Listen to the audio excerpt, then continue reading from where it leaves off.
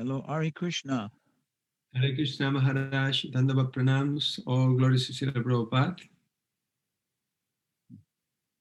Please accept my humble obeisances. Can you hear me okay? Yes. This is my first time using everything here. Okay. Yeah. What can I do for you?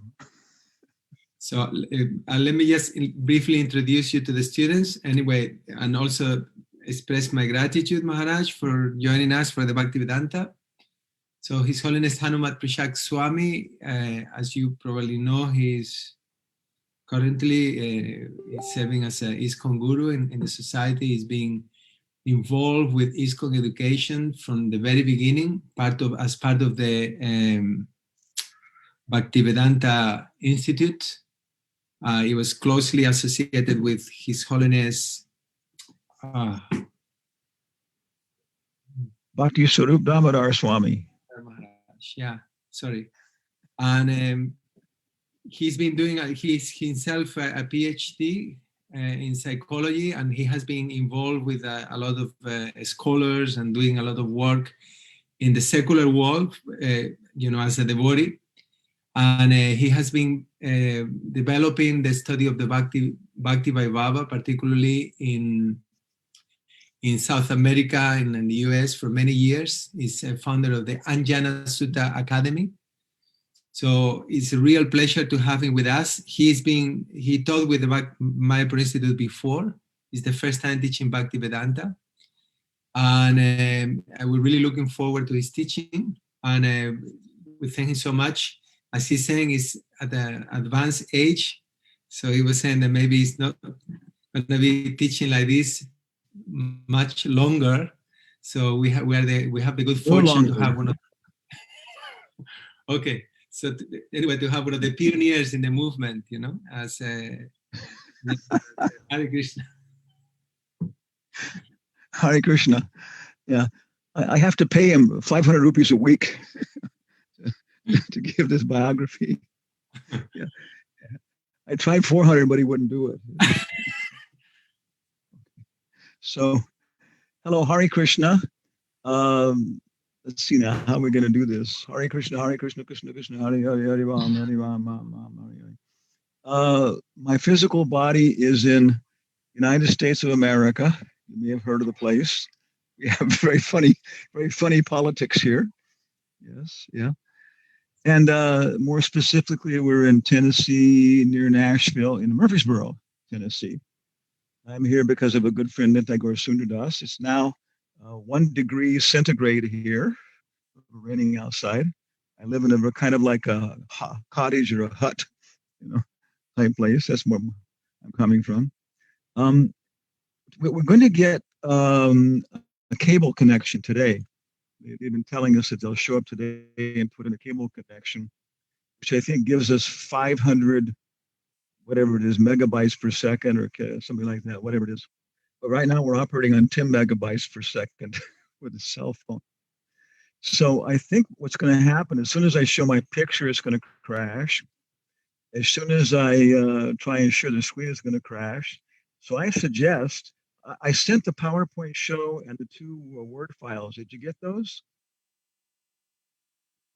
I didn't get them. Did you send them through email or through WhatsApp, or I didn't get anything? I sent it by email to who's Prabhu? Which Mayapur Institute? What is your good name? Maharaj Prabhu. Yes, Maharaj. I'll share it immediately.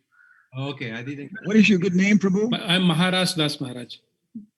Maharaj Das. Wow. Maharaj. Yes, Maharaj. Maharat? Maharaj, I'm Maharaj Das. Okay. Rasadas. Okay.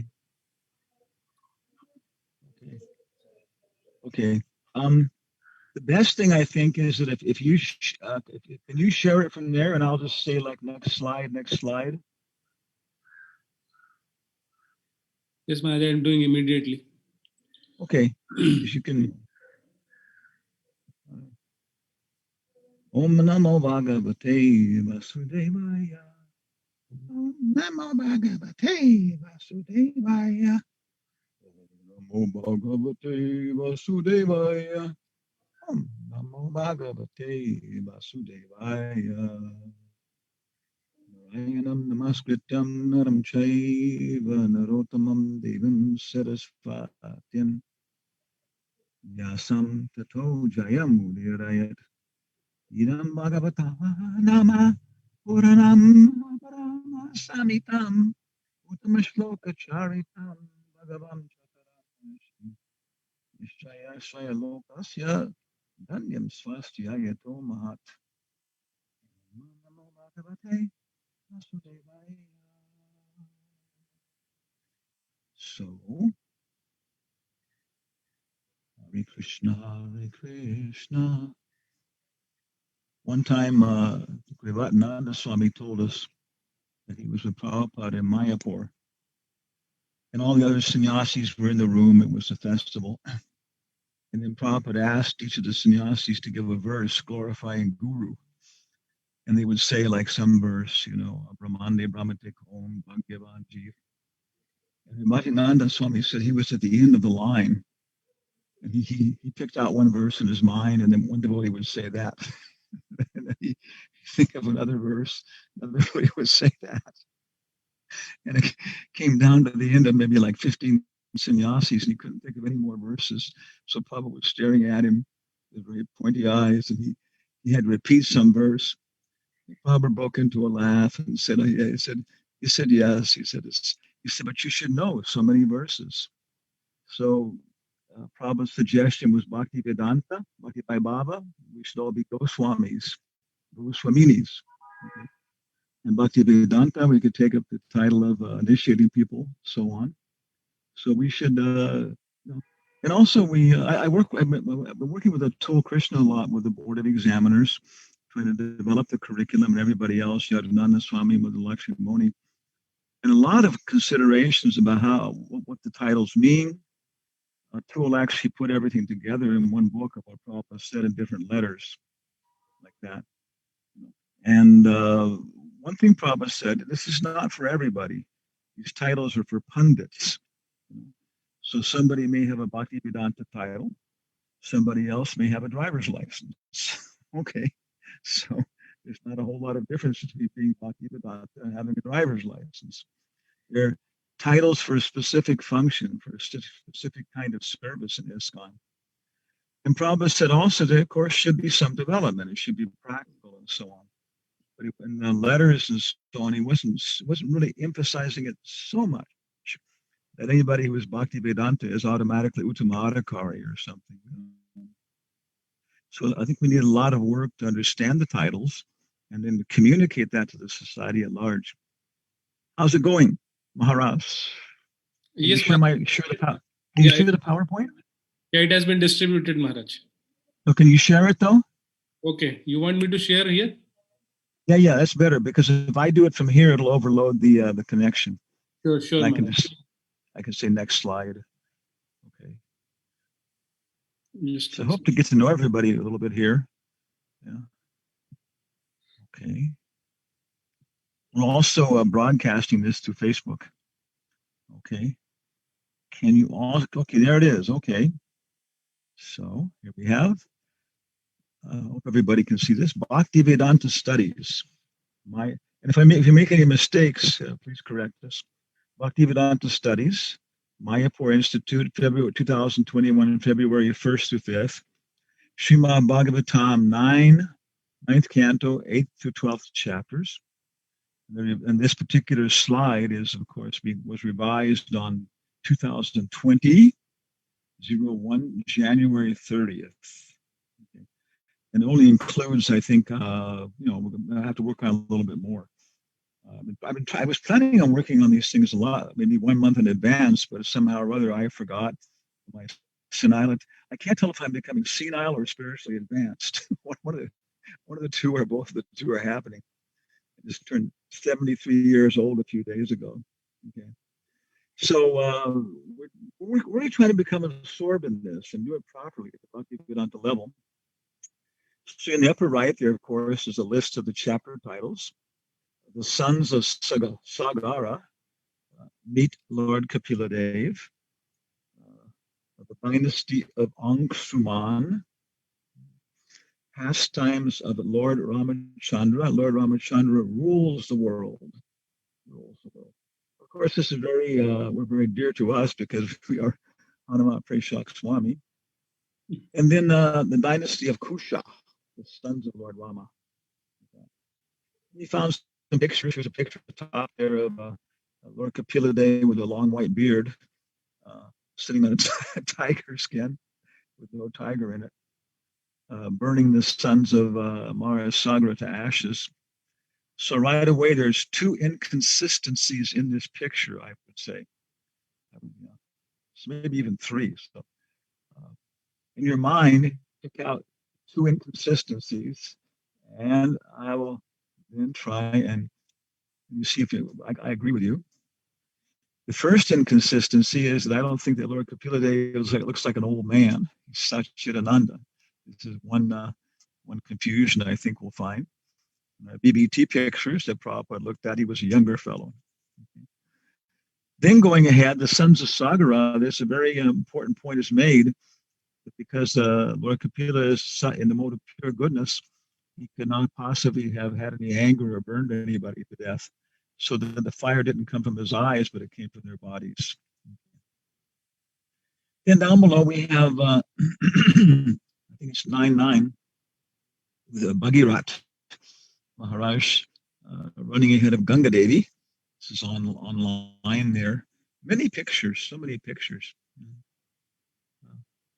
And then Lord Ramachandra. I like this very much. Nice photo. Nice picture of Ram. So that's what we're going to be maybe focusing on this particular aspect. Next slide. Okay. And here's also a little bit biography also. I guess on the left you can see there is our Swaroop. So now you know who's actually giving the class. You know. Okay.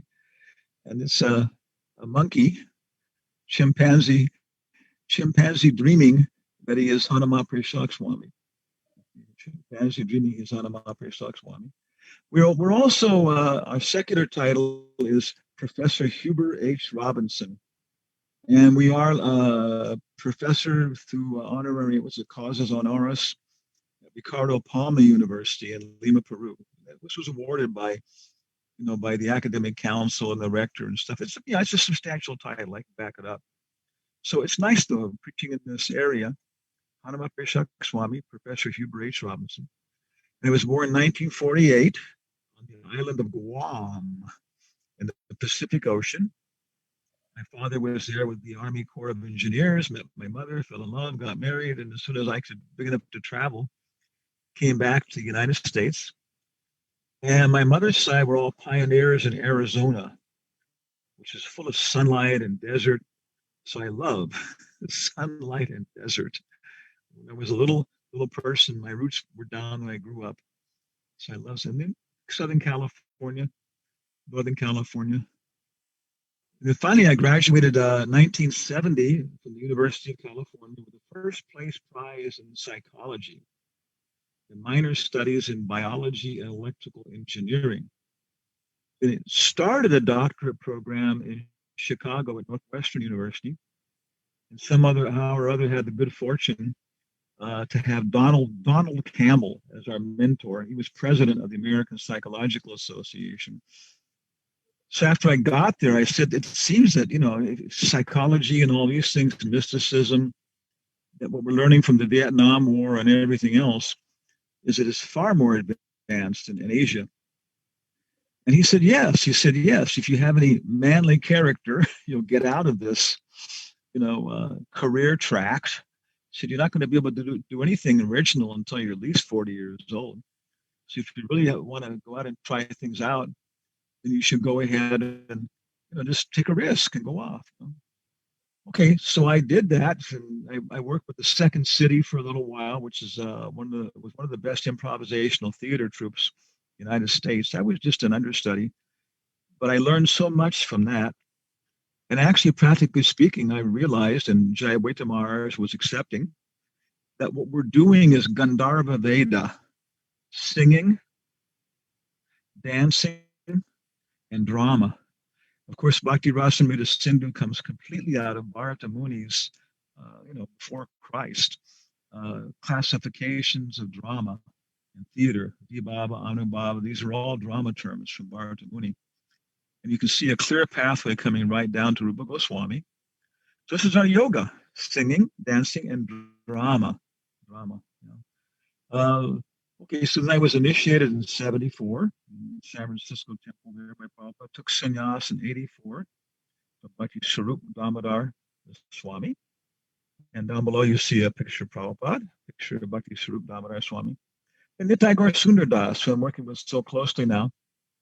He's a disciple of Satsvarup Maharaj, but he personally met Prabhupada. And he's head of geriatric psychiatry here, where we are. So we became friends a long time ago. I met Bhakti Swarup Damodar Maharaj, took sannyas. On the same day, I took a first initiation. It was interesting. And then through that, of course, I was working for a long time with the Bhaktivedanta Institute. And that led to a lot of work, which we basically haven't stopped. We're still progressing and trying to push the scientific Krishna conscious interface. And to facilitate that, in 2004, we started the North American Institute for Oriental and Classical Studies. So I don't have a PhD. I started it, but I was smart enough to get out at that point. But I am a professor. So 2004, we started the North American Institute for Oriental and Classical Studies. And with a name like that, you can do almost whatever you want to do. And with that, with Radhika Raman is on our board of directors, Sri Dayananda Maharaj, advisory board, several good things. And we've done very successful programs. We did programs with the National Library of India. Mukunda Kam Sharma, Chief Justice of the Supreme Court of India, was there. Two former governors of West Bengal, High Court Justice. And so it was the contribution of ancient India towards making a better world. Now, and it was very successful in all the newspapers and everything else. So we've been able to do some very successful work through NEOS. And I can see it's 16 years old. And then my astrology, my physical body, and the mysticism all says I'm going to leave my body in 2024. And I can see that physically. I don't know if my voice is going to be able to handle 2.5 hours a day. I got 2 teeth gone like that. My memory is going, my eyesight's going. But I can actually see, that these things that go away. There has been a lot of improvement by the unlimited mercy of Srila Prabhupada. We do so many stupid, greedy, selfish, petty things. Srila Prabhupada just stays in there, encouraging us, helping us move forward. Our webpage, you can see that there under the chimpanzee, is www.jayarama.us. And an extreme right is Carl Jung. In dialectical spiritualism, Prabhupada said that of all the Western philosophers, Carl Jung had the most sense, common sense. So we knew him, of course, a little bit from our studies in psychology in the university, and we took it up and investigated it, and we discovered that for us, I tried preaching in Boston for a while, but I saw that I could give a university quality introductory class. But if I wanted to do more, I actually had to learn the science. So, okay, psychology is where I've done studies. So we've been pushing with NEOS and everything else, a lot of work with Carl Jung. And I would recommend him for anybody who has any kind of inclinations along this line and so on. Like Prabhupada said, he was an incredible person. Bhakti Siddhanta was born in 1875. Carl Jung was born in 1876. So this is an entire universe of very interesting people with a fair amount of sincerity and who actually have a lot of influence, Okay. So that's kind of like what we're doing, who we are, we're approaching all this. And of course, when we're talking to someone like Carl Jung, our whole process is to try and build a bridge between the world of his association, his realizations, which I think is basically Hiranyagarbha, what he was realizing, over to our side, which is the Bhagavata. Siddhanta Saraswati is quite equal with him, Rupa Goswami. So we have to be able to understand their language, their character, then take out of what Prabhupada gave us, the material which can be useful to them. Next slide.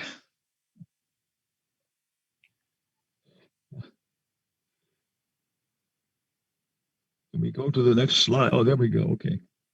So this is a little bit of a perspective you wanted to start off with how we understand the whole Bhagavatam. And this is actually online. If you go to our webpage, jayarama.us, and go to the archives, you can come down there. I don't know what this is called. There's some name there. Later I'll figure it out. But this is what we call the Bhaktivedanta Library. And sometimes in the West, everybody has these books, so you can start putting them in front of you one by one, some home program. So of course, everything starts with Shruti, the Vedas. Some people don't accept anything but Shruti, and of course that's the Upanishads. And from that, of course, we have Isopanishad. And I think there's many reasons why Veda. That's why Prabhupada did it, so we would have something which is Shruti, so we can directly preach to people from that basis. And of course, it's a Yajurveda Upanishad. Then after that, we have the Gita Upanishad, which is the ABCs, and where Krishna presents himself as Somya Rupa for just a moment. The basic is focusing on Krishna as the all-pervasive, he who knows everything, Paramatma. Then the heart of the Bhaktivedanta library is Srimad Bhagavatam. And everything else we're showing it can be related to that. We take Chaitanya Charitamrita as a Srimad Bhagavatam class. Lord Chaitanya, the ideal preacher of Srimad Bhagavatam, is showing us how to understand Srimad Bhagavatam. Lord Chaitanya said, you can only understand Srimad Bhagavatam when you become a madman like me. There are many madmen, but we want to become a madman or madwoman or mad eunuch like Lord Chaitanya. Then the teachings of Lord Chaitanya is a fantastic extract from Chaitanya Charitamrita. Krishna, the Supreme Personality of Godhead, of course, is the 10th canto. Light of the Bhagavat is one chapter from the Srimad Bhagavatam. I think it's chapter 35, description of autumn. In the life and teachings of Lord Chaitanya, this is a separate book in Spanish, but in English, it's still there. It's the introduction. With the introduction, there's a beautiful biography of Lord Chaitanya, and it's so nice to be able to distribute that to people or give them the link on database where they can just go and read that because it's so nice for many people. On the other side, we have Nectar of Devotion, which is, of course, just goes from the most simple things up to the most complicated. And then Nectar of Instruction, our our ring for Ram, is of course I would say Nectar of Instruction is a summary. Nectar of Devotion is a complete science, and Vidagda Madhava and Lalita Madhava are the demonstration. So that's one line of actually studying Prabhupada's books that he actually mentions. And then we also have the monographs, on the different lectures that Prabhupada gave. We have letter books, we have the lectures, we have room conversations. So when you put all these things on the floor in front of you, everybody's sitting on the floor in the house, they're on the sheets, and it's really, really impressive. So one time I said, and some people say that A.C. Bhaktivedanta Swami didn't give us everything. So one new boy there at the home program, he said, thank God. Okay. So Prabhupada says, even in 100 years, you cannot read all these books thoroughly. He says, nobody can take everything the spiritual master is offering. So probably most of us have tried to do it. We've tried to eat the moon and finally realize that a better approach is to know a little bit about everything, know a little bit about all of Prabhupada's books, and then develop our own particular expertise, become expert. I've become pretty expert in Nectar of Instruction, which matches my sannyas dharma and everything else. Okay. And as we go on through our career, maybe in the beginning we'll be preaching interfaith dialogue. Maybe that will expand out into, science preaching. and different things. And many times when I give Sunday feast lectures, so many times it comes into a lot of storytelling, and then people just focus right in, and it may take 10 minutes of storytelling to get across one simple point, but it goes across and they never forget it. And then they tell the story also. So this is what we're taking as basically the Bhaktivedanta library. So we're focusing on the 10th canto here, and on the 9th canto. Next slide. I'm not sure what I have here.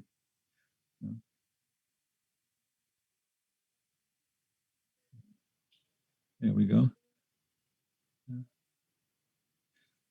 Okay.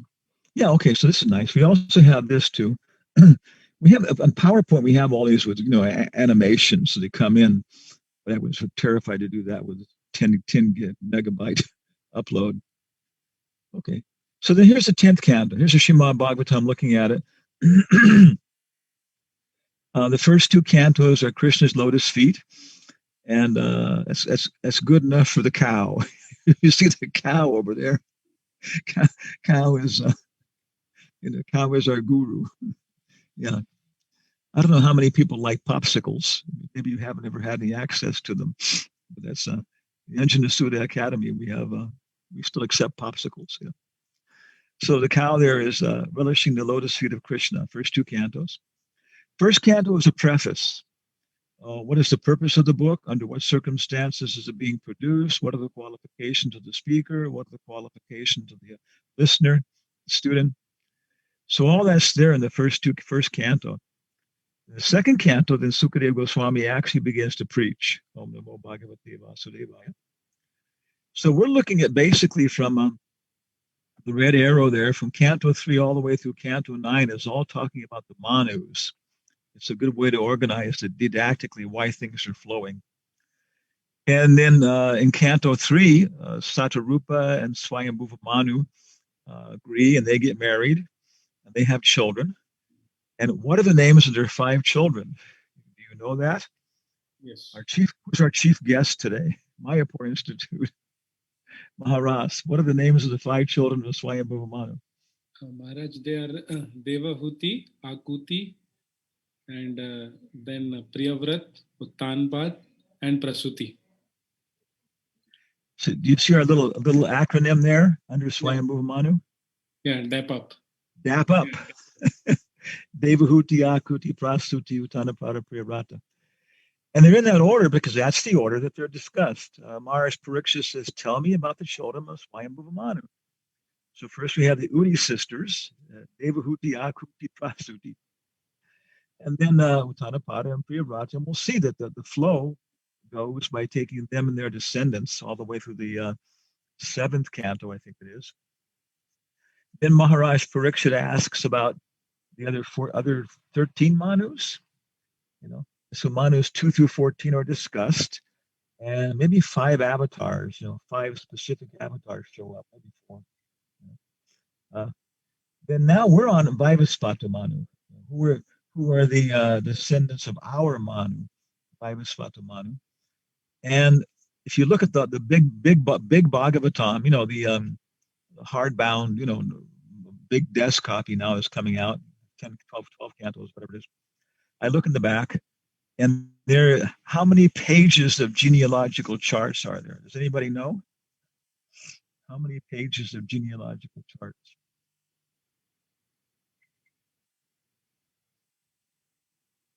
10 pages. There's 10 pages of 8-point type. Okay. So somehow or other, but in general, it's going down from Vaivasvata Manu, and one side is the dynasty of the sun god, other side is the dynasty of the moon god.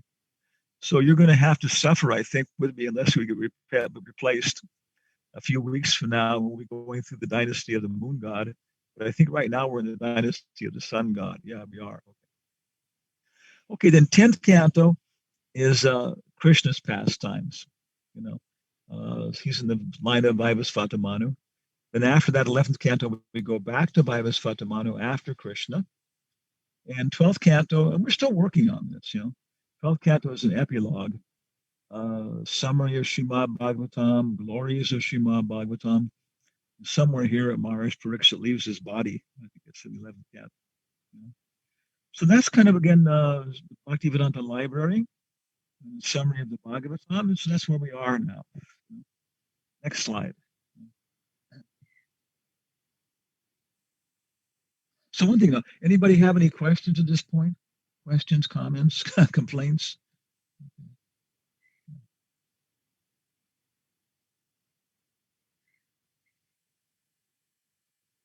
Everybody's okay. No questions, comments, complaints. Okay.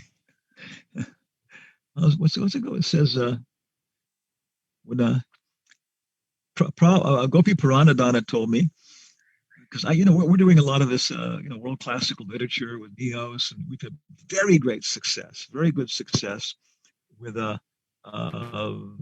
with this, attracting so many people, selling so many Bhagavad Gitas. We have a whole program called the Hamlet and Arjuna, which, for example, in Santiago, Chile, the devotees got one of the very best auditoriums in the country. It was in the National Library, very old, very beautiful marble and beautiful wood. And then it was full, packed full, people sitting in the aisles, and somebody from the embassy, U.S. Embassy, was there to introduce us. And actually, the poet laureate, Raul Zorita, was there. Wonderful person, so much more intelligent than myself. Incredible person. Yeah. And he was coming because he had actually translated Hamlet. It's considered the best translation ever done. And then he read the Mahabharata and he liked it so much, and so he came, and it was an incredible honor for us. We were actually shy to present in front of him, but he was such a nice person. So it was very successful. Taking Hamlet and his problem. Of course, his problem is to be or not to be, to suffer the arrows about to be or not to be, to take arms against a sea of Kauravas, to suffer the slings and arrows of outrageous fortune. So you can make very nice, very profound, very thought-provoking, comparison between the two. And then people want to read the Bhagavad Gita, because here's another perspective on the same problems, the same questions like that, and so on. So taking these things and presenting them to people, making these interfaith dialogues. So in one Shakespeare, then Gopi Puranadana told me that in London, Prabhupada did an entire lecture on the Merchant of Venice. And then later on, he found a copy called Venetia Vanik, with a translation, Venetia Vanik. And Hansaruddha told us, the Prabhupada said, you can teach Shakespeare in the Gurukula. If you want to understand word power, read Shakespeare. So in Macbeth, if you know it, at some point there's going to be a fight between Macduff and Macbeth. And it's a whole story, complicated, beautiful story. And so finally they decide, okay, we're going to fight. And Macbeth says, all right, lay on, Macduff, and damned be him who first calls hold enough. Okay. So here we go.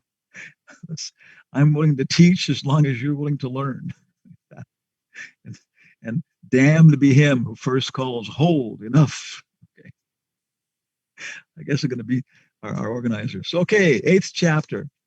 The sons of Sagar, that means with poison, he was born with poison, meet Lord Kapila-dev.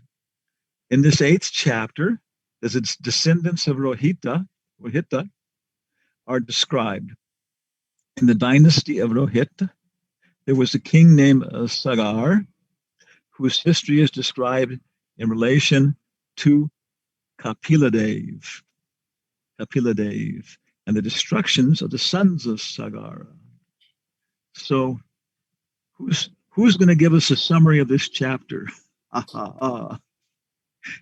Teacher is using evil tricks. Let me pick somebody here. Let the hand of God descend. Nabadweep Chandradas, are you there? I'm here, Maharaj. Hare Krishna. Can you give a summary of this chapter from your memory? Somebody asked you, what's in this chapter? From my memory. I like to not place too much faith in my memory sometimes. but I will try, Maharaj. And there is a whole sort of lineage here described. Lots of kings, descendants, sons, etc.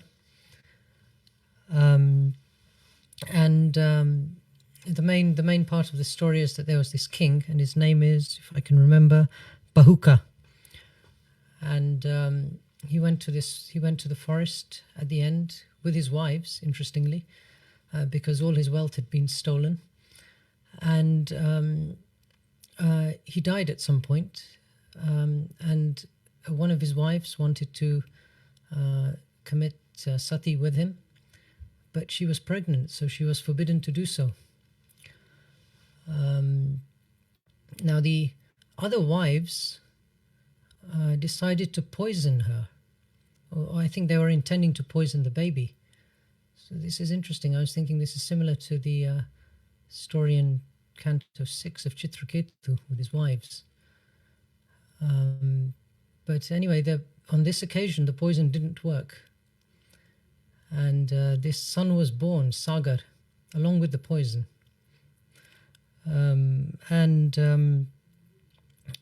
He became a great emperor. He became famous for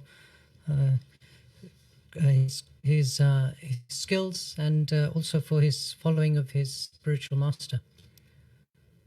So one interesting thing I thought was his treatment of the various lower class persons. And it said there that he did not kill them, but he would humiliate them in different ways. So some he would allow to keep their hair but chop the moustache off, or vice versa. It says some he left half shaved, some without underwear, some with external garments. So I was a little confused by this. Maybe Maharaj, you could explain why he did this, rather than just leaving them alone altogether. But my guess was that these were miscreants who would regularly commit some offences, and so under the normal course of the situations, they might be chastised in a more severe way. But I would request your enlightenment on this, Maharaj. Then the story continues with Indra, with Sagar Maharaj performing a sacrifice, and then Indra stole the horse, which he is known for doing, and then the sons searched for the horse, and they came across the hermitage of Kapila Dev, and they saw the horse nearby, and they thought they thought this personality has stolen the horse. Well, Kapila Dev opened his eyes, and then the sons were burnt to ashes. Now, Prabhupada writes in the purport that actually, as the picture shows, Prabhupada says it's not so much that fire came from the sage and burnt the sons, but that the fire in their own bodies became hotter, and due to the offense they had caused to this great personality, and therefore it burnt them to ashes. So that was interesting. And then there was one of the sons was left after this point. His name was Amshuman.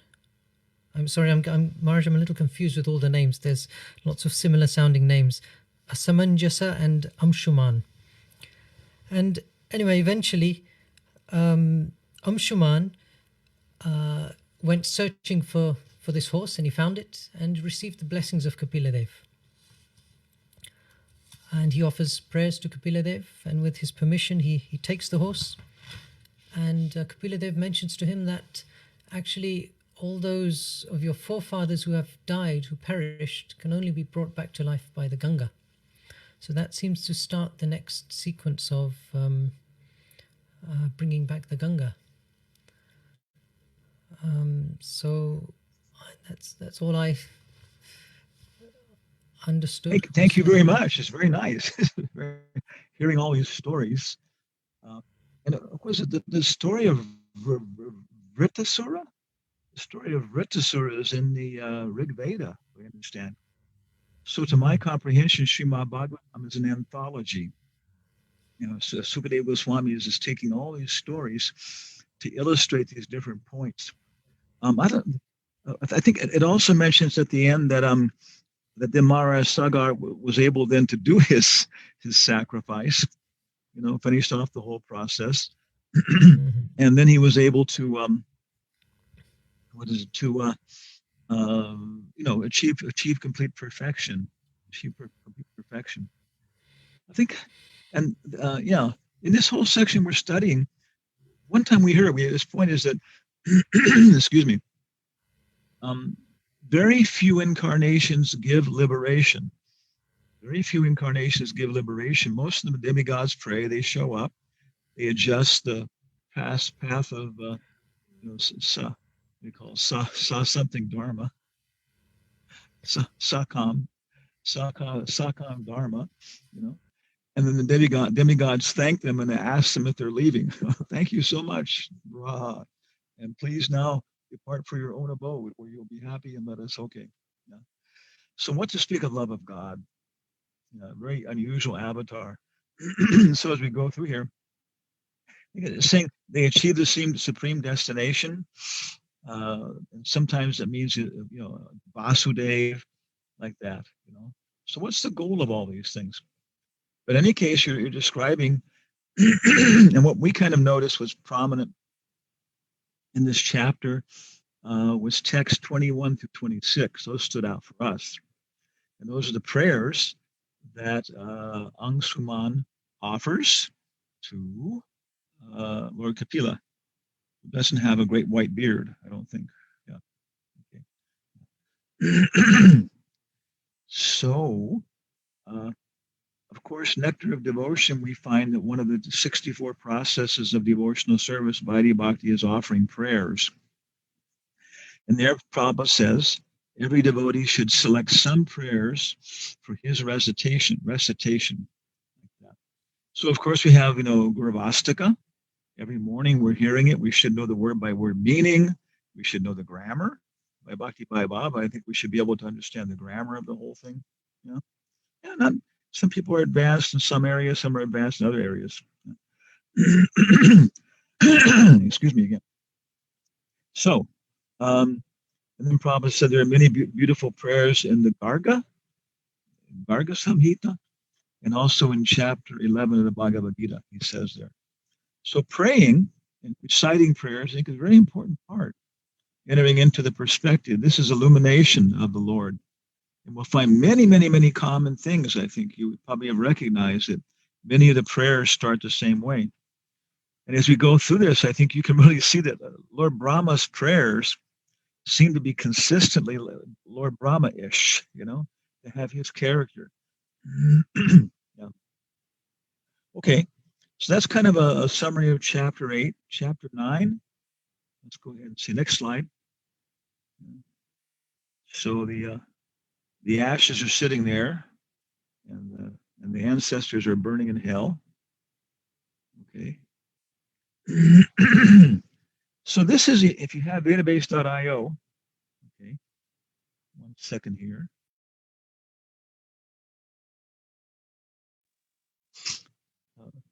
We initiated Prahlad Nrsimha. I won't call him my disciple. He's more advanced than I am. He's from the Czech Republic. Very nice devotee. And he runs the database.io, which is such a facility. You can put in your bookmarks. You can do the dual language view and learn the foreign language. But also you can look at the advanced view, which I did here, and I filtered it just for purports.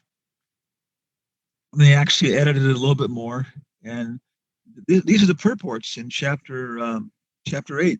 There's 1, 2, 3, 4, 5, 6, 7 purports out of how many texts? 30. Yeah, 7 purports and 30 texts. So it's not very concentrated. Not very concentrated. Not all of those are even very big. But this is a nice technique if you're trying to look at for giving a class on a chapter. I do this to see how concentrated it is. We can see that 1 through 11, there's only 1 purport. 12 to 13, only 1 purport. 14 to 17, only 1 purport. It goes on down like that, you know. And also we can see how many verses are cited completely. 1, 2, 3, 4. Okay. Each of the, okay, without opening your microphone, let's chant the verses cited in text number 21 together. Isha dvaisha samutena dvandva mohena bharata sarva bhutani samoham sargayanti parantapa. So one technique we're recommending is that when you're going through the Bhagavatam, don't just skip over the verses that are cited, but take the time to chant them, you know, cover them, refresh your memory, the text, and even take a note and look those up in the evening in the Gita class or something like that. So if we do this, then we will automatically be refreshing and deepening our understanding of those Bhagavad Gita verses that Prabhupada and the Acharyas use. So Srimad Bhagavatam becomes, and Chaitanya Charitamrita, they become natural study guides, guiding us to focus more on those verses that the Acharyas are using. Okay. Next verse, that's 727. The next verse is 4, 10, 14, 29. Who knows what is chapter 14? In the 10th.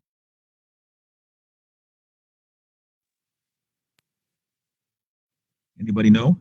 These are prayers of Brahmaji. Prayers of Lord. Yes.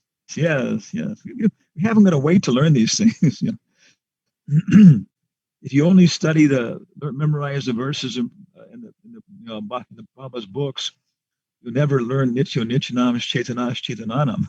So you have to learn stuff in the purports too. So this is something you'll see again and again and again and again. Prabhupada is quoting again and again and again and again, you know, from this chapter 14, the prayers by Lord Brahma. And it's the last thing. It was the last chapter that Prabhupada, I think, translated actually. Some people suggested it was just too much at that point. He was so much stimulated that he had to go back to Goloka. Yeah. So, and this verse, okay, let's all chant together with our microphones closed. Tapite deva padam buja dvaya prasada leshanu grahita evahi janati tattvam bhagavan mahimno chanyameko picharam vichinvan. So did Lord Brahma enter into your heart? Yeah, when you're chanting these? My Lord, if one is favored by even a slight trace of the mercy of your lotus feet, even a slight trace of the mercy of your lotus feet, Lord Brahma says, he can understand the greatness of your personality. I'm going to turn off my wind machine. Okay. He can understand the greatness of your personality. But those who speculate to understand the supreme personality of Godhead are unable to know you, even though they continue to study the Vedas for many years. So maybe Maitreya Muni was like this. What kind of bhakta was Maitreya Muni? Somebody who hasn't answered yet. Do they know?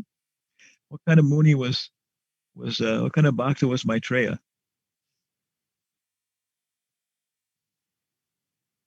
Gyan Misra Bhakta. Okay, who's answering there? Who said that? Gyan Misra Bhakta. Ananta Gaur Sundar. Okay, yes, okay. And so then he saw Krishna relating to Uddhava, you know. Then for the first time he realized, you know, some professor comes to the Sunday feast to lecture like that and so on. You say, oh, welcome, Professor so-and-so. Have a seat. But you don't allow him to talk because you know he's very much in a speculative platform. Once you give him nice reception, and then he sits down. He's a polite guy, very nice person, very advanced person, you know. But hasn't only when after hearing the conversation between Uddhava and Krishna was Maitreya Muni able to appreciate and go to the next level. And as far as we understand, when he spoke the Bhagavatam, what he'd heard to Vidura, Shravanam Kirtanam, that's when he was able to fully realize it. So here we see an example of somebody, they can go on speculating and study for many years and never understand, the greatness of Krishna's personality. I think this is also one of the verses that Gopinath Acharya uses when he's chiding, Sarvabhauma Bhattacharya about not being able to understand Lord Chaitanya. So these are very principal verses to memorize, learn, and use. Because if we can preach on this level, then Krishna will send people on this level. Next verse. Apavitro, okay, all together we can chant this here. Close your eyes if you can. Apavitro, pavitro va, sarvastam gatopi va, yasmare pundanik shaksham, sabhaya bhayantara suchi. Of course, this is part of our puja. And in my subsequent notes, I actually got the words from the verse number. I think it's quoted in Pancharajika Vidhi also. Whether one is purified or unpurified, whether they have passed through all conditions of life, anyone who remembers, contemplates the beautiful lotus-eyed Lord, is purified both within and without. So this is, we're recommending, actually we required for our Bhakti by Baba diploma, what we submitted to the Board of Examiners, was that all of our students would develop their own index. So it's a wonderful thing, working on ours, because this verse, where is it cited? As far as I know, this is the only place in Prabhupada's books where it's cited. Of course, maybe someplace else, with vedabase.com, now we can dig it up. But you build your index nicely. For your preaching, you can find things, references like that, and guide other people. Okay, then we see Bhagavad Gita 14:26 is cited. Gunan samati chaitam brahma bhuyaya kalpate. I can't remember that. See, my short-term memory is falling apart here. I can't remember the rest of it. It'll come back though. Okay. But of course, it's a verse to know. Sagun samati chaitam brahma bhuyaya kalpate. Abhicharena bhakti. Okay. Bhagavad Gita 245. Okay. Trigunya Vishaya Vishargo. And finally, Prabhupada is taking the time to quote the entire verse from the Stotra Rata. Bhavantam evanucharan nirantaraha prasantani shesha mano ratantaraha kadaham aikantiki nitya kinkaraha harshaishyami sanhata jivatam. By serving you constantly, one is freed from all material desires. This is Marcus Shimunacharya, and is completely pacified. When shall I engage in your permanent eternal? When shall I engage as your permanent eternal servant, and always feel joyful to have such a fitting master? So, what rasa is this? Shanta rasa. It sounds like a lower dasya ras. In higher dasya ras, Krishna belongs to me. What's it called? Mamata. In lower dasya ras, I belong to Krishna. Okay. So this is kind of what one thing we do sometimes to understand the chapter and look at it, put it together. Taking advantage of the advanced view is very nice. So any questions at this point, comments, any other hints we can take up about using Vedabase.io?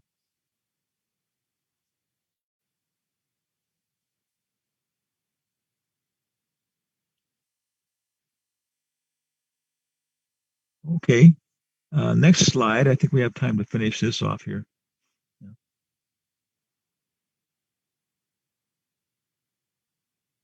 It's coming. Okay, nice. Chapter 9, Dynasty of Angsuman. This chapter describes a history of the dynasty of Angsuman. Like Prabhu was saying, it comes on down up to Katvanga. And it also describes how Bhagirath brought the water of the Ganges to this earth. So a lot of it is just lila. It's very nice lila. It's just so nice. I mean, so many times you just sit down, you have one class, you just read the translation. And so the students have to listen. The people in the class, they have to listen. You can see maybe they're kind of moving a little bit to shake themselves from falling asleep, you know. But it's worth it. At the end of maybe like 45 minutes, you've read one chapter, and everybody is just feeling very nice, very satisfied. Remember, this is a nice place to get a good meal. Just read the translations in one chapter. And of course, if you know the purports, then you can read with meaning. In our drama theory, one of the best books I know, I recommend it for everybody, is Improvisation for the Theater. Improvisation for the Theater, one of the 20 best books I found in this lifetime, by Viola Spolin. And it's a whole book on drama theory, 20 chapters, 20 pages. And the entire rest of the thing is theater games that you can play to become an actor on the level of, what's his name? Some of these modern actors, you know, I've forgotten all their names. Sure. Yeah, Richard Burton, like that. You know, and very good. And you can see many of the things we're doing in our yoga are actually, you know, they're games. They can be taken as theater games for concentration, for development of character, for all these things like that. So the Bhagavatam is meant to be relished, to be understood, to penetrate it. You can read it, you can understand it, and then finally you can love it and teach people to love it. So this whole story coming down, and the Leela is there. And if we know the purpose when we're reading it, we can read it with meaning. In drama theory, this is called the subtext. Nobody pays like $300 for a first class seat, you know, to hear the play. You know, they can stay home and do that to buy the book. They go to hear the interpretation, the bhava, the attitude, the perspective, to learn how to love the conclusion of Vedas, to teach Bhaktivedanta. So you and I can say, to be or not to be? That is the question. But how do you say it? What is the realization? If Sir John Gielgud or Richard Burton says it, everybody's waiting. They're waiting in the whole drama for how he's going to say that line. Be or not to be? That is the question. Okay. Woo! Hair stands on. So Prabhupada would tell you you're not the body.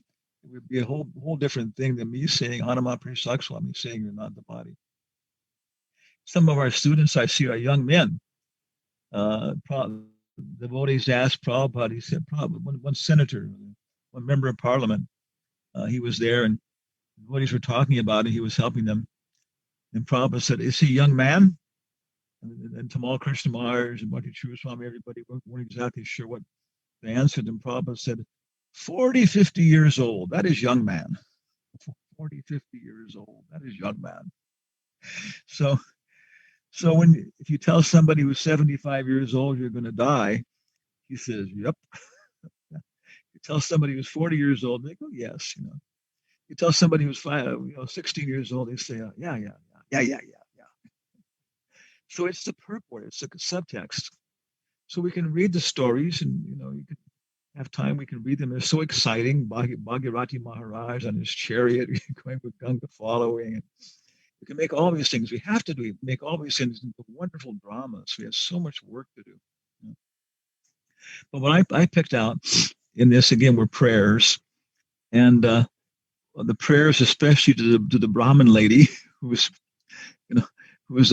caught in this very sort of compromising position, and then praying to Saudas, who has adopted the character of a Rakshasa, to not eat her husband at this time.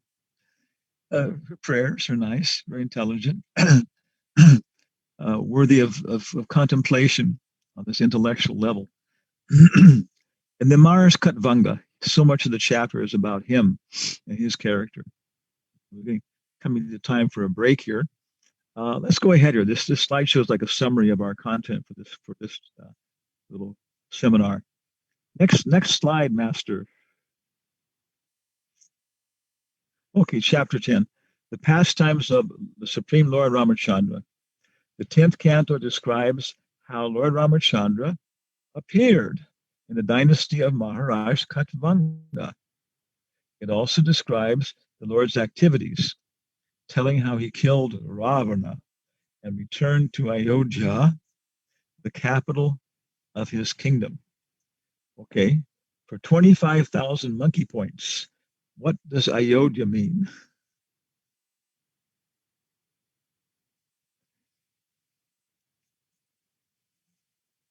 Dun, dun, dun, dun, dun, dun, dun, dun, dun, dun, dun, dun, dun. Bah. Okay, nobody gets the monkey points. I think Ayodhya means to fight. So as I remember, it means undefeatable. Ayodhya. It's the name of the city. Ayodhya. It cannot be defeated. Yeah. So I think the next slide will take us to the end of this little PowerPoint show. Next slide. Yeah. Okay. So I was keeping notes here, and that's the end of what I was able to do on this PowerPoint show so far. And then I also sent you, I guess Prabhuji also sent you, Maharaj, 2 Word files. So the Word files are, going through like point by point, some discussion points we can find looking at the texts. So again, I just cut those out of database.io and edited them, and then went through highlighting them and stuff. So this is a kind of a summary. Then the first part should handle us for the first 3 days here, I guess. And then there's a second part of Ramachandra's pastimes. The first chapter, I think, is a summary of pretty much all of his pastimes, with the fight. And then the second chapter focuses on how he ran the government with Sita and everything else and the work he did like that. So, of course, it's an excellent chapter for political science. Like that. And then the sons of Kulaba and Kush, the sons of Maharaj, the Ramchandra, their dynasty. And if we look at that, there's almost no purports whatsoever. It's just that so and so begat so and so in the womb of so and so, begat so and so in the womb of so and so, and begat so and so in the womb of so and so. And we wonder is I think one question that arises probably in everybody's mind is why there's so much disciplic succession going on here. Why there's so much dynasty to be described? What is the use of all of this? So maybe we can discuss that later. So any final questions or comments about to this point of our overview, our summary of the Bhagavatam, and in this particular section from the Bhagavatam?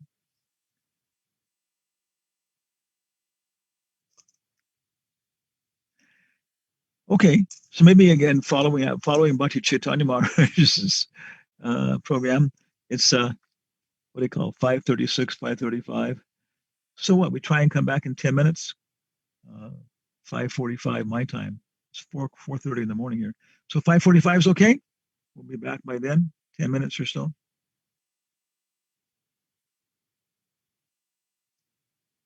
Okay. Hare Krishna.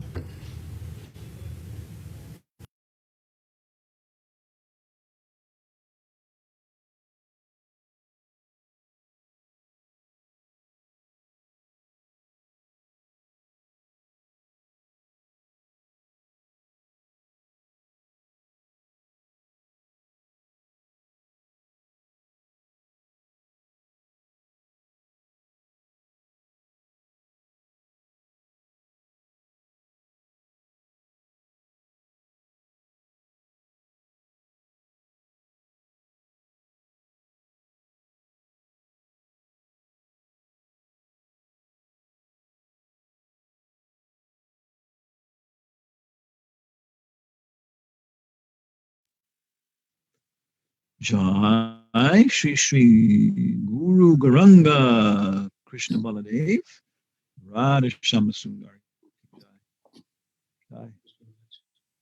Let's chant Maharaj. Let's chant Jai Radha Madhava. Jaya Radha Madhava Kunjabi Hari. Jaya Radha Vihari. Gopi Janabalaba Giri Varadari. Ijana Vallabha Girivardhari. Yashoda Nandana Braja Jana Ranjana. Yashodanandana Vraja Jana Ranjana. Jamuna Tira Vanachari. Yamuna Tira Vanachari. Jaya Radha Madhava Kunjabi Hari. Jaya Radha Madhava Kunja Vihari. Gopi Janabalaba Girivaradari. Gopi Jana Vallabha Girivardhari. Yashoda Nandana Braja Jana Ranjana. Yashodanandana Vraja Jana Ranjana. Jamuna Tira Vanachari. Yamuna Tira Vanachari. Jamuna Tira Vanachari. Yamuna Tira Vanachari. Jaya Radha Madhava Kunjabi Hari. Jai Radha Madhava Kunja Vihari. Shri Radha Madhava Astasaki ki jai. Chaitanya Chandraya Mandir ki jai. By first initiation, you should be able to follow the full morning program. By second initiation, you should be able to lead the full morning program, cook halava and kitri, and make nectar. By third initiation, Bhakti by Baba, I'm not sure how far you're going then. Maybe you should be able to cook the Sunday feast by then. Okay. And you should probably know the word by word meaning for the full morning program. Mayapur, Maharashji, how many years have you been a devotee? Maharaj, I have been trying to be devotee for 15 years. Okay, so that means you've come to Mangalarti something like 4,500 times. do you know the word by word meaning of the Gurvastaka? Maybe Maharaj, not fully, maybe 90% of it. Slow learner. Yes. Yeah. But we're going every day. You know, Sangsara Lava, Dalaloda Lida. No, we have to learn what the words mean. You know? And if you do that, it's very, very nice. You know, different people are different. Some people, very simple. They can't learn anything, but they don't know. Prabhupada says 2 mantras are enough, Panchatava and Hare Krishna. But if you know those well. So, learning what the word by word meanings of the morning program, and then start to pick up the grammar. There's some very, very nice little grammar books available in ISKCON for just a little bit of education, and you can start to see how things fit together. So, by Bhaktivedanta, we should also starting to accumulate. We should know how word by word meanings. We should start getting grammatical understanding why the word order is different in English than it is in Sanskrit, like that. Okay, so if we go now, can you open the first word file and show that? Can you share the first word file? I'll do it here too. I have it here already. Yeah, there's that. Om Namo Bhagavate Narasimhaya. Yeah, it's Srimad Bhagavatam, SB 9.8. That's what it says. Something. Yeah.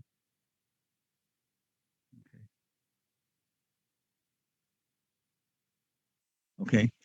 So again, this is go to vedabase.io, hit the advanced view, and then I think I've just gone through basically purports, maybe text and purport. Then I toss it into Notepad, usually, which eliminates all the links, hyperlinks. Then toss it back into a Word file, and then you can start editing a little bit. So this time I included a summary, and I think these summaries are from Vishwanath Chakravarti. I think you can correct me later on when we're discussing these things from his books, and they don't occur until the 5th canto, right? And so it's a very, very nice project for BBT to publish, the first 4 cantos as a separate little book that you have as a companion to go with the first 4 cantos. In Spanish, they put them in. So go on down here. Just go on down this page down past the chapter summary. Okay, text 1. Okay, maybe you want to stop there. Whenever you see some highlight in yellow, I find this is a very, very good way for me to take my notes. Okay, I have the text here, and and then it's if you highlight it with the mouse, the current word shows up and gives you the highlighting option if you haven't noticed that. Otherwise, if you're doing it with the keyboard, you just can hit Alt HI return. Okay. And so I was noticing here that Prabhu gave the very nice summary that Bahuka died when he was an old man. Okay. One of his wives wanted to die with him following the sati rite. At that time, however, Aurava Muni, knowing her to be pregnant, forbade her. So Aurava Muni keeps showing up in this a lot. And I wonder who he is. That's another question. He shows up quite a bit here. And then number 4, knowing she was pregnant, the co-wives of Bahuka gave her poison. Okay. Now, this brings to mind to me, the other discussions here. This is a nice discussion. We can have an essay question here. Write about co-wives and stepmothers in Srimad Bhagavatam. One book that needs to be published is Sri Dharma in the Bhagavat literature from the Bhaktivedanta library. And probably it's going to be about maybe 3 volumes. And just going through and looking at it in terms of, Varna Ashram, Daivi Varna Ashram, Sri Dharma. Another one, of course, is Sannyas Dharma. Prabhupada gives so many instructions. Prabhupada chastises sannyasi. Prabhupada criticizes sannyasis just as much as he criticizes women. Oh, Prabhupada, I'm a woman. Prabhupada's always criticizing women. Yeah, but if you're a sannyasi or a guru, you're more sensitive to it. And Prabhupada is just, criticizing bogus gurus and bogus sannyasis at left and right. And if you're a sannyasi, you feel it. Oh my God, it's all true.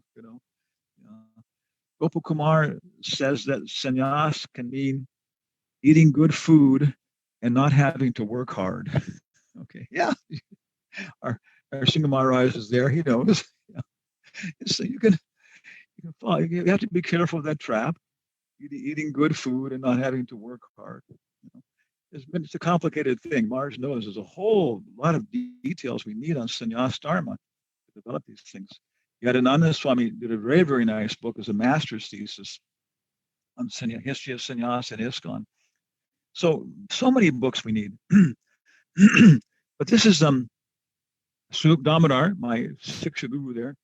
We were going through these things one time, and he said, it appears that stepmothers never come off very good in the Bhagavatam. Stepmothers, So if you look at it, there's Suruchi, Tanapada's co-wife, and of course we know that she was a real witch. Don't try and sit on your father's lap until you take birth from my womb.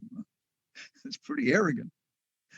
And Diti and Aditi always seem to be trying to kill each other's children, or arrange something to annihilate each other's children. And not only are they co-wives, they're co-sisters. Okay? And if you look at world classical literature, Grimm's fairy tales, oh my God, it's just, I think it's almost like 90% of the problems are caused by the good old king who married another wife, and she was envious of the former wife's children, and she sent them off into the forest to be killed by the hunter. And he didn't want to kill them, so he killed a deer and took the hearts back and told them to run away in the forest. And he suffered this and that, and they suffered this and that, and they were caught by a witch, and the kids, the boys' fingers were cut off, and the girls' eyes were blinded, and they suffered this and suffered that.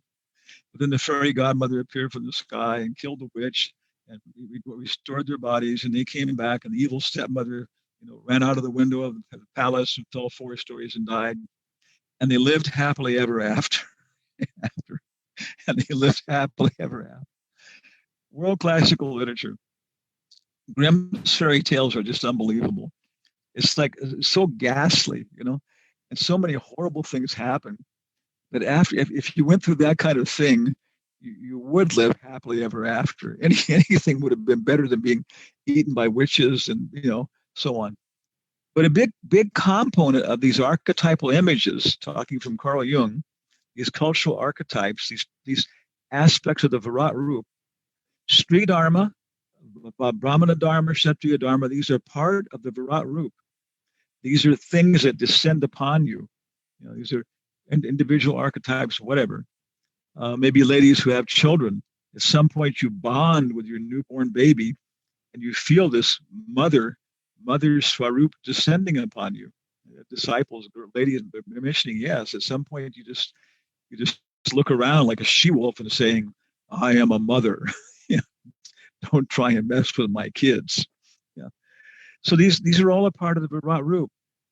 And so there's so many lessons we're hearing so many lessons in Daivi Varna Ashram Dharma. I would say most of the Bhagavatam is Daivi Varna Ashram Dharma. If you take the fast route through it, as guided by the nectar of devotion, you'll discover, okay, you're passing through it on a higher level. But so many things are lessons that we can take advantage of because of our particular attachments, perspectives, attitudes. So this whole story of Suruchi, Diti, Aditi, Grimm's fairy tales, Cinderella, maybe it's one of Grimm's fairy tales, stepmother, and then Kekai, we'll see that in the Ram Leela, and then of course right here, all these stepmothers, or I guess they'd all be stepmothers. Maybe they were envious because okay, she's going to have a son and we won't. Us people in these accursed male bodies can't understand many of these things. When we're doing this Bhakti by Baba and Bhaktivedanta together with, in South America and North America, it was so interesting that the ladies were looking at it from a lady's point of view. When Ashwatthama was being chastised, they were looking at it from Draupadi's point of view, and some very nice realizations were coming in. Arjuna says, I'll cut his head off, and you can stand on it and take your bath. So some of the ladies were laughing and saying, well, she doesn't want him to do that, but she wants to hear him say it. And she wants to hear him say that, yeah. But, she probably won't do it. She doesn't want him to do it. So understanding Sri Dharma, Sri psychology, and if you're in a female body, of course, you see, okay, this is a real danger. This is a very, very big danger for me. Is that if I'm going to end up in the situation of being a co-wife or a stepmother, then I'm really going to have to watch this and be careful of this and use my higher intelligence as a devotee to control and engage my vehicle properly. Of course, we have very, very good stepmothers. We have one stepmother, very famous, is Mother Yashoda. She was a very good stepmother. And even when she knew that Krishna wasn't her baby, that it was Devaki's baby, then she still didn't want him to leave, not because she was attached, but because she figured, no, I've got to take care of Devaki's baby. Devaki is my friend, and so on. So we see very, very good examples of being co-wives and stuff, but it's a very big part of life, I would say. So anybody have any comments about that, about being stepmothers and that kind of stuff?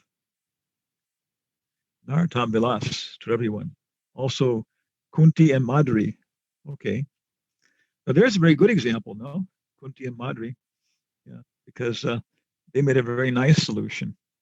They were good stepmothers, yeah. And Kunti was a very good stepmother, right? My mother was a good stepmother too. I realized as I'm going on and realizing my own life and going back and looking at it and seeing these things and seeing, wow, now it's more depth. And I realized my mother was actually a very good person because she had my father was married before. Okay. Go ahead, and then we should know that Sagar means he was born with poison, Agara. And go on down to the next page, and let's see if we got some more things here. Yeah, Sumitra. and Koshala. Okay, yes. Next page down. Is it going? Control down arrow. Yeah. Okay. Okay. The sons of Sumati. So there were two wives, of Sagar, and they were very proud of their prowess. And of course, again, now we're seeing that other people, the men, they become very proud of their macho strength and their sports, and it blinds them. They became blinded by this, and they dug up the earth very extensively. I think someone else is maybe commenting on that, and that's is how we're getting some of the shape of the oceans and stuff is from these earlier events. This, of course, is an entire big discussion on cosmology, and maybe I'll take it a little bit at a time. Did these things really exist? Was there really, a Mahabharata age and all these things like that? How can we explain these scientifically and to understand them scientifically, and how we can explain it better scientifically? But as I understood, they were using some kind of enormous digging process, and a lot of the different parts of the ocean we have now were produced from that. Okay, going down there. Okay, Indra stole the horse. Okay, this seems to be a common pastime of Indra. Okay. By the influence of Indra, the sons of Sagar had lost their intelligence. So Indra, is it Narada Muni is a Shakti Vesh avatar for bhakti. Kumar is a Shakti Vesh avatar for jnana, for wisdom. Who else? Indra is a Shakti Vesh avatar of what? Anybody know this? Any of you Bhakti Bhavans? No? Indra is Shakti Vesh avatar of? Is it administration, Maharaj? What is that? Administration? That's Prithu. Yeah, Prithu is a Shakti Vesh avatar for guiding the people. It's in the first canto, right? The first part, Bhakti Bhava part. Indra is a Shakti Vesh avatar of Krishna's lusty nature. so how? So okay. We can't blame him so much. I mean, not gross lust, dressing nice, having a beautiful lady on your arm, defeating the enemy and watching them bow at your feet. So Indra is a Shakti Vesh avatar of Krishna's lusty nature. Without that, we're not going to have the material world. We're not going to have any motivation to get out of the mode of ignorance. So it's not surprising that he's always running off with people's horses and wives and so many things. And Krishna, he's lighter with him than he is with Brahma. So Maharaj is mentioning that this ninth canto is the black canto. Some people say. And I say what's happening is that if you can get past this ninth canto, if you can see this Krishna ninth canto in a full bhava, and what's going on here, and enter into the feeling of all these people and see how it's all related to Krishna and how it's taking us to Krishna, then we can go to Mathura, then we can go to Dwarka, then we can go to Vrindavan, then we can go to the Ras Leela. So ninth canto is very, very advanced. Which part of Krishna's body is this? The first two cantos are his lotus feet. Which part of Krishna's body is the ninth canto?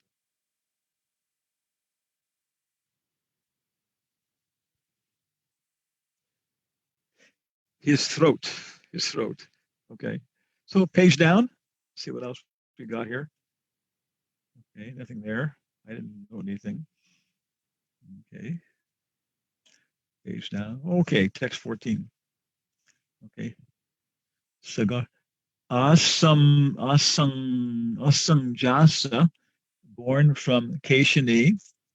Okay, second wife. The son of Asanjasa was Angsuman, always working for the good of Sagara Maharaj, his grandfather. And of course, even now, in like Indian families, sometimes you see, I think it's 5 generations, baby, father, grandfather, and then great grandfather. And sometimes I think I guess it won't come to 5 generations, but four generations are there in the family, long living. So a lot of advice and a lot of everything else. So Angsaman was working for the welfare of his grandfather. And we tossed in here, you can keep these, we added our notes. Why genealogy? Why so much genealogy? I'm seeing from Maharaj's lecture last week that I put together from the Krishna book, Muchakunda with Mandata and Ikshvaku. And I see, oh, now I see how they fit together. And I see how he's coming down like that, and so on. So it has more meaning for me because I know where he's coming from. He's appearing in the Dwapara Yuga when he was way back there when he went into his long nap. Okay, and there's actually 10 pages of charts. One devotee, he was Jerome Bouguet. He was a Bhakta Jerome, and he was is not much material intelligence. In psychology, I think he would have been classified as imbecile and moron. Imbecile, I forget which is worse, which is lower. It's not worse.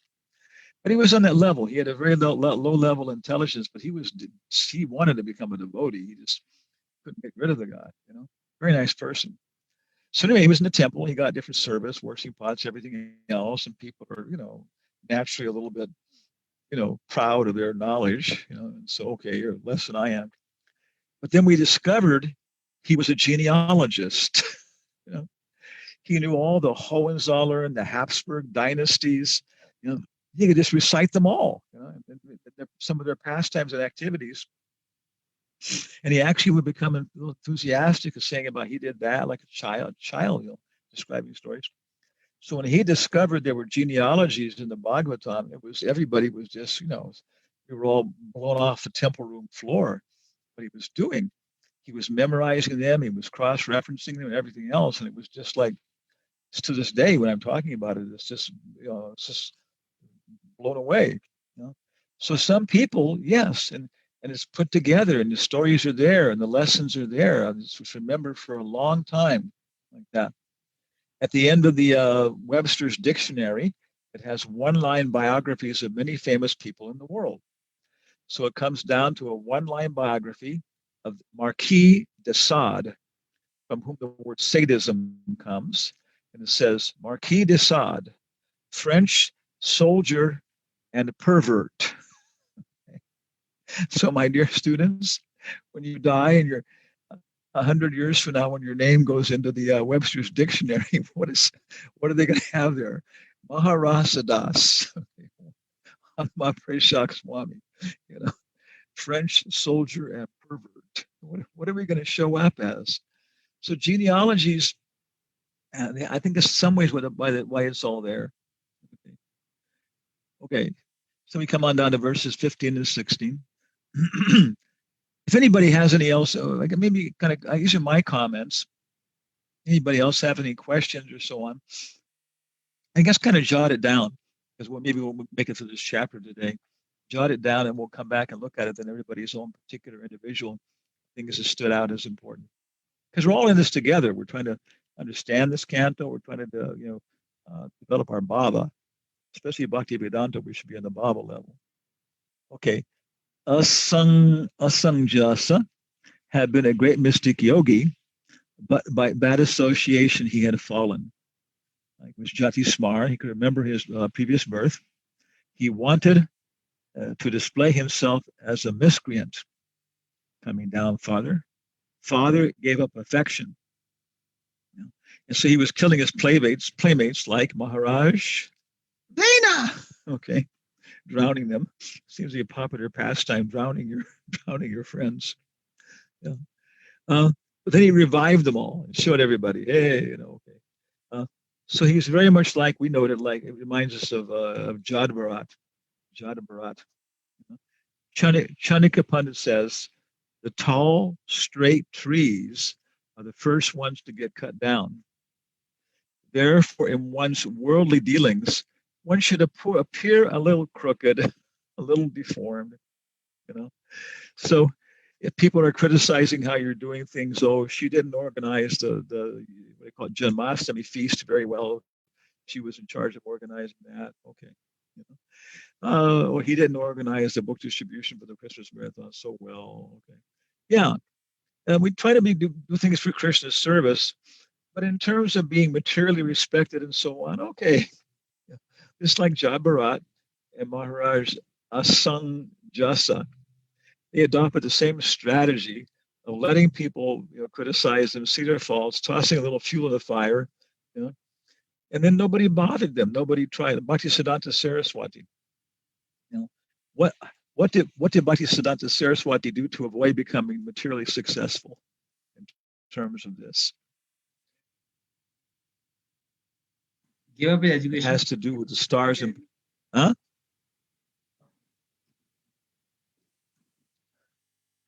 It has to do with the stars and planets. He was a brilliant student of cosmology, but he gave it up, Maharaj.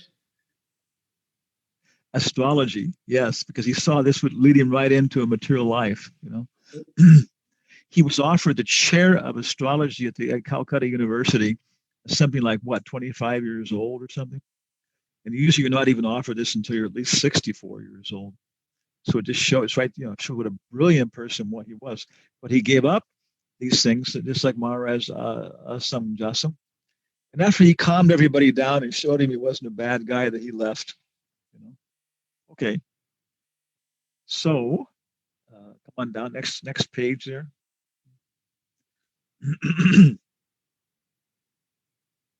What do we got here? Okay. Yeah. So Angshuman was the grandson of Maharaj Sagar. But Maharaj Sagar was still doing fire sacrifices, everything else. So we have to appreciate this is telling us that these are multi-generational families all at the same time. What's his name? Dinabandhu from Vrindavan Dham. He was talking about the Hindi movie of Dhruva Maharaj, some Purana. And it shows Swayambhuva Manu coming in and talking to Uttanapada, who's his son.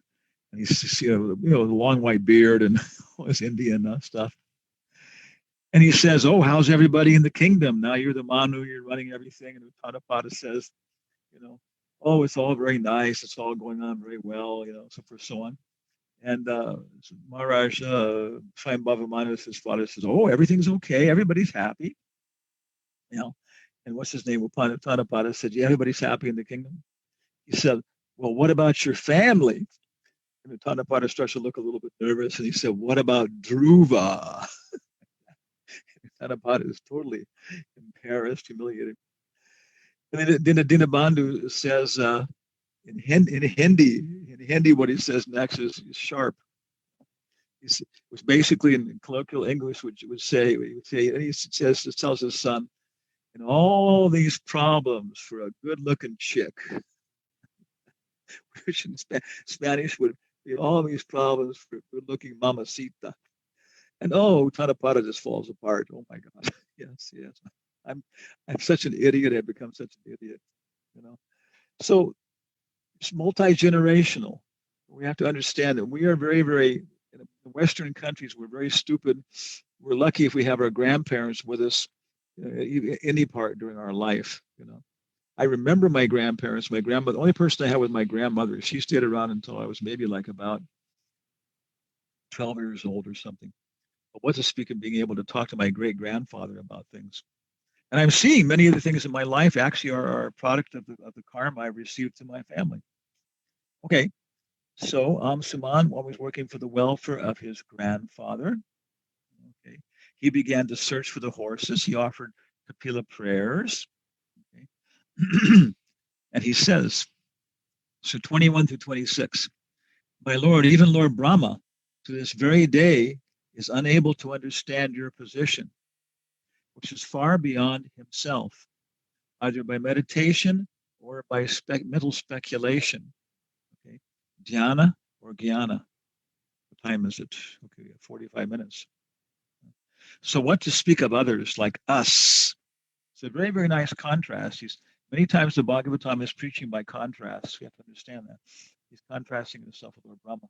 What to speak of us who have been created by Brahma in various forms as demigods, animals, human beings, birds, and beasts.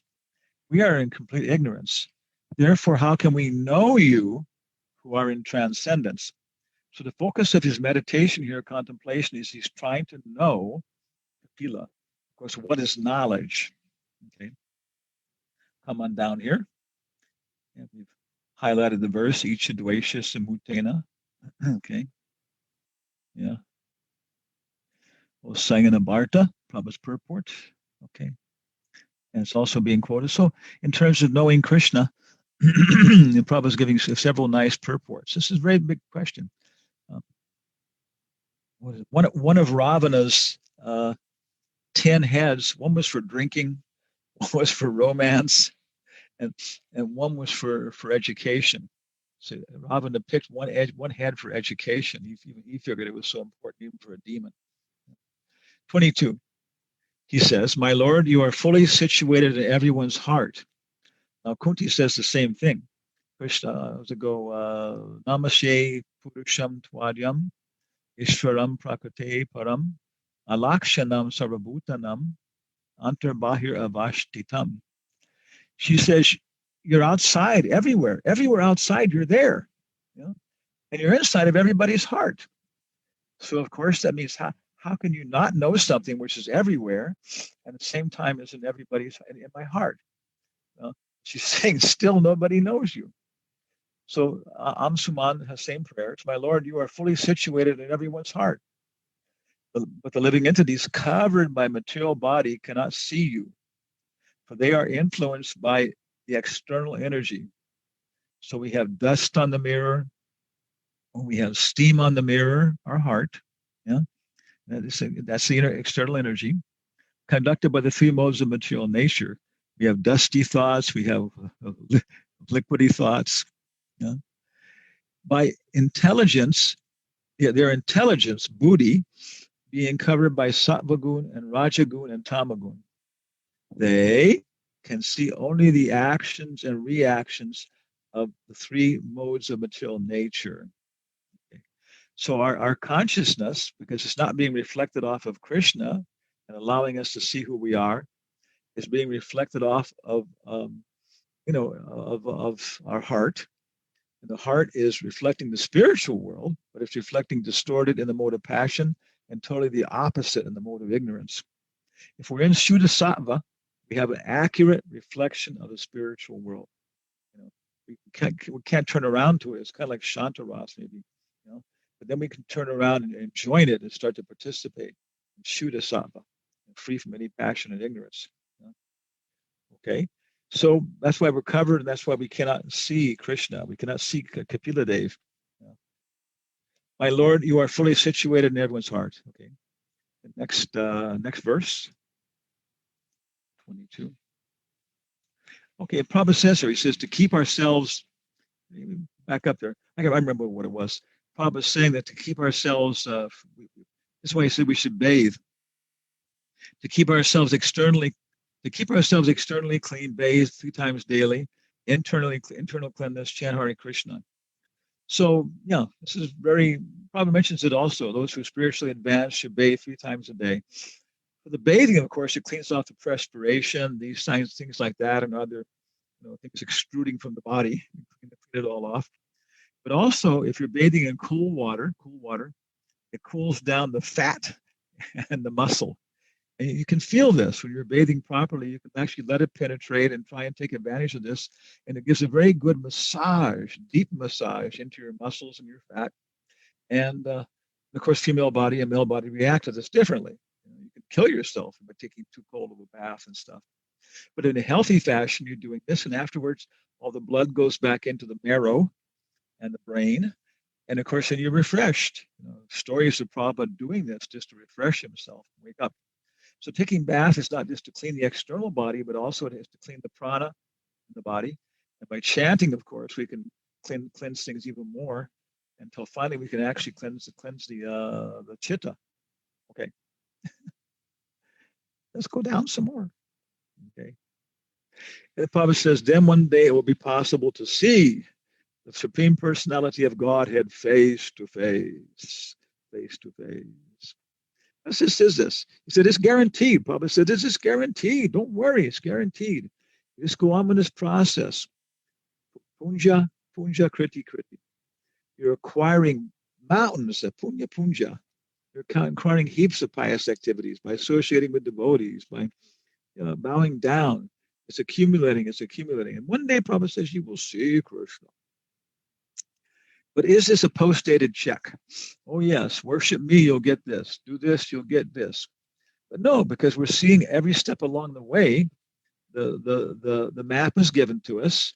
You're starting here at first initiation. You're ending up there at Uttama.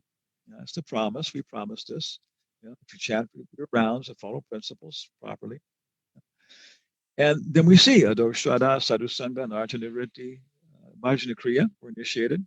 And we see Anartha Nivritti, yes. Nishta, yes. Ruchi, yes. Okay. So we can see every step along the way that actually it's happening. It's happening. And so then therefore, we're obliged to continue. Like that. Text 23. Sage is freed from the influence of the three modes of material nature. Okay, that's what's causing us. Our blind spot is the three modes of material nature described in the last verse. Like the four Kumaras, are able to see, to think of you, but ignorant person like me. Okay, so again, he's contrasting them. Nobody can see you. You're everywhere, covered by the modes. Great saints can do it. I'm not like Lord Brahma. Even Lord Brahma can't do it. Then the question is he saying that Chatursan are above Lord Brahma? It seems like they are. At least he's saying the Brahma, because he said Brahma can't see you, but the Kumaras can. Okay, text 24.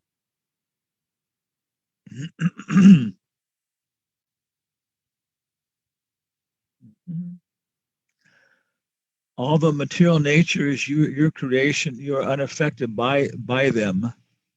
Therefore, your name is transcendental. Okay, you assume a form to give us Bhagavad Gita.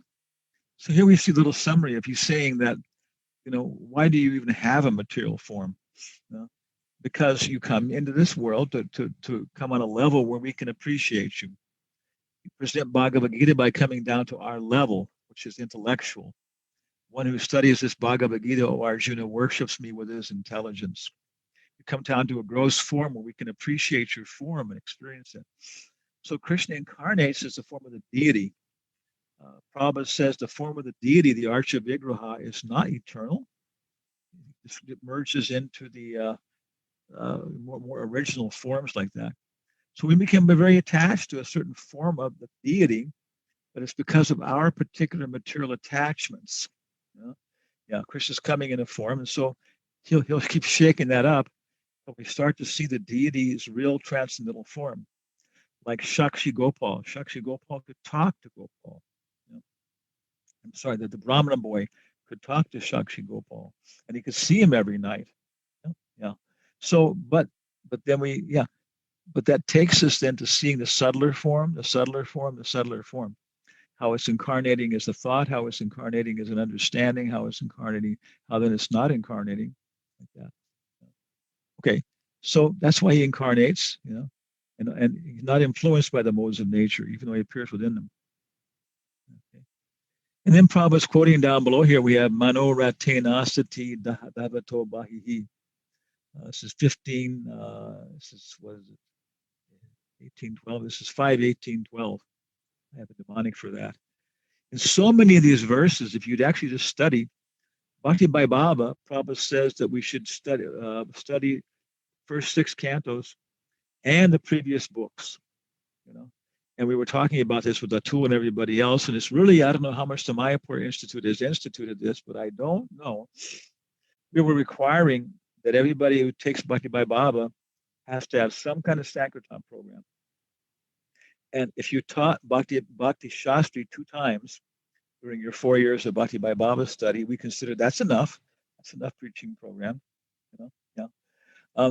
So, and of course, if you teach Bhakti Shastri while you're studying Bhakti Baba, then you read Surrender Unto Me, you read Waves of Devotion, and you can enrich your Bhakti Shastri studies because you know these things. You're teaching them like that. So Prabhupada very much. So Nectar of Instruction, okay, it's such a deep book. Any book is deep, but if you take it, it's so deep. You know? So what we're doing is that, Bhakti Shastra, you just go through and read it, study it. Bhakti by Baba, then start looking up the citations. And you discover that those are not ordinary citations. The citations that Prabhupada is using, that Bhakti Siddhanta are using, are the clave, what's the word in Spanish, the essential citations that the acharyas use to amplify the points that are being taken up in summary in Nectar of Instruction. So we're doing this. We're actually going to try and publish a little Nectar of Instruction commentary, like Waves of Devotion for Nectar of Devotion. And we have all the citations listed. And so if you use it as a study guide, it's a fantastic, Vaishnava verse book. It's a fantastic study guide to all of Prabhupada's books, all of our literature. The Nectar of Instruction covers everything from how to control your tongue up to Radhakund. Yeah. So this is one of the verses that's quoted there. And if you just memorize the verses and refresh those that are in Bhakti by Baba, the Nectar of Instruction, everybody will consider you a very good scholar. Yeah. Because these are verses we see again. This is, of course, again, I've learned, I've got a mnemonic device to memorize the verse number. It's 5:18:12. It's right near there. 5:18:12. Mano retinasati bhavato bahi. Everybody else is on the chariot of the mind, except the purified sages. 25. He says, O Lord, those whose hearts are bewildered by the influence of lust, greed, envy, illusion, are interested only in false hearth and home. In this world created by your Maya, attached to home, wife, children, they wander in this material world perpetually. And of course, one devotee was maybe a little irritated that Prabhupada was always talking about the men. Chaturani was like that sometimes. And Prabhupada said, of course, when I say, Maya, woman is Maya for man, of course, so man is Maya for woman. Natural female tendency is to look at the husband as a source of house, vehicle, children, prestige, security, freedom, freedom from old age and death. Yeah. And so this is a false hearth and home. Yeah. In material life, of course, if Daivi Varna Ashram, then the husband and wife can have a very nice relationship. And then can look at the husband as being an example of what is real hearth and home. How is my husband doing his job and representing within this material world our eternal home in Goloka, with Krishna, like that. And then how is my wife representing, the wonderful motherly qualities of Gandhari and Kunti, like that. Yeah. Okay. But other than that, because it's a perverted reflection on down to the mode of ignorance, that's what keeps us attached. That's how the modes are manifest in terms of stree, wife, children, house, tools, land, society, prestige, war, World War II. Okay. Next text, master. Okay. Okay, let's all chant this together. Let's say the last verse is okay. Adyana sarva bhutatman kama karmendriyai shayaha moha paso duridascheno bhagavanktava darshanat. Again. Adyana sarva bhutatman kama karmendriya shayaha moha paso duridascheno bhagavanktava darshanat. So nice to chant these prayers. It's so purifying. Sukadeva Goswami knows exactly how to combine the sounds together. It's a whole we'll discuss it more maybe tomorrow about this more about the Sanskrit. So he finally says, "Oh, super soul." Okay, so he doesn't say, "Oh, Radha Raman." He doesn't say Rukmini Raman. He doesn't say Vaikuntapati. He says, "Oh, super soul of all living entities." This is not even Karanadakshay Vishnu. Oh, super soul of all living entities. The Christians know this. Oh, personality of Godhead. Okay. Yes, another word we have to discuss there, Godhead. Simply by seeing you, I have now been freed from all lusty desires. So he wanted to see Kapila properly. He wanted to see him, and so Kapila was give mercy, and his heart was becoming purified, which are the root cause of insurmountable illusion and bondage in the material world. Okay. So Maharaj was what was it, Palashruti or Palashruti? We've heard it as Shruti fall, okay, Dharana fall, or the fruit of meditating on these things, the fruit of hearing these things. You know? And what's the fruit? You know, the fruit is that we'll actually be able to perceive the super soul in all living entities. You know, I was asking one of my disciples after the full morning program, what does he do? He said, if I do it properly, I can just see how everybody can be a devotee of Krishna. Wow, very advanced person. You know? But Vishnu Janan said every day when he worshiped Radha Damodar properly on the bus, and he said afterwards his heart was so sweet and purified he could just see how everybody could serve them. So in the morning is the time for buddhi, daytime is the time for manas, and the evening is the time for indriya. You know, sattvagun, rajagun, tamagun. Okay. So how far? Let's see how many more texts do we have here? We have 30 texts. We'll be able to finish this. Let's go ahead here. Text 27. Okay. When Pariksha Maharaj, O King Pariksha, when Angshaman had glorified the Lord in this way, glorified, illuminated, the great sage Kapila, the powerful incarnation of Vishnu, being very merciful to him, explained to him the path of knowledge. Okay. Is Krishna playing favorites? People who come and flatter him.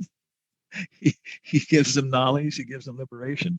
This goes way back to the first canto. No, the world is based upon love. That's just the way it is. You only can know what you love. So because he's offering love and respect and these things, then Kapila can give him. You can show him to him like that. Show himself. And also, if he gives mercy to the devotees, that's because the devotees take care of everybody. They even take care of the demons. You know? So the best thing for the demons even is for Krishna to give his mercy to the devotees. 28. They can be delivered only by Ganges water. You know? We looked up, later. Okay. Angsaman brought back the horsemen for the sacrifice. And with this horse, Maharaj Sagaraj performed the ritualistic ceremony. Okay. He delivered his kingdom to Angsaman. He was free from material anxiety and bondage. Okay. Following the instructions of Arava Muni again, he achieved the supreme destination. So is that Brahman, Paramatma, or Bhagavan? Okay. Okay. So I guess that's our little maybe for today is all that we have. There's a couple questions she'll answer right away. Co-wives, we did that. Okay. Who was his guru? Okay. Underwear. Okay. Yeah. But I was asking about, I don't know why he was cutting people's whiskers and making them wear, sikas or mohawks or this and that. But like you're saying, maybe it's because he was pushing them, to realize, hey, come on, don't be proud of being this low-class society, and you go ahead and accept your position. And that'll give you impetus to actually take a better birth in your next lifetime or improve yourself and so on. I know from the Manu Samhita and the Parasara Dharma Shastra, Prabhupada's recommending them. Sometimes they're very, very incredible. The punishments and the things passed out are incredible, But the commentators say that was just to give impetus to the common people to follow them, that the king would always be merciful. If some guy got in some problem, he stole some money from his brother, whatever, maybe he killed his brother, and he killed his brother, but he almost did, or something like that, just something. And he's brought into the king's court, and the king is there looking at him and says, here's the law, fellow. I could chop your head off right here in front of me for what you did. But I can understand what kind of brother you got too. Okay, so get out of my court, and I don't want to see you here again. So what's the guy going to do? He's going to say, yes, sir, yes, sir, yes, sir, yes, sir, yes, sir. And it's imprinted in his heart.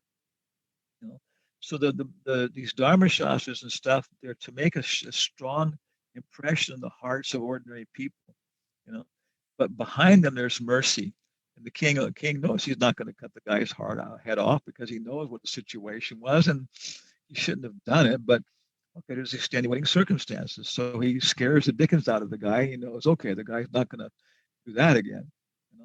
So that's what I would say, that all these things are there to make a show for that purpose, with the intelligence of, like, low-class people who are born in the desert, who are murdering their daughters and having sex with their mothers, and then he comes along and makes them, dress in a certain way, and and stuff, and they realize, yeah, we took a really stupid birth, and it's our fault, and yeah, okay, I admit this, and now please help me see what position I'm in to let me get out of it. So that's what I would understand. So any more comments or questions anybody has? Our great assembly of learned sages.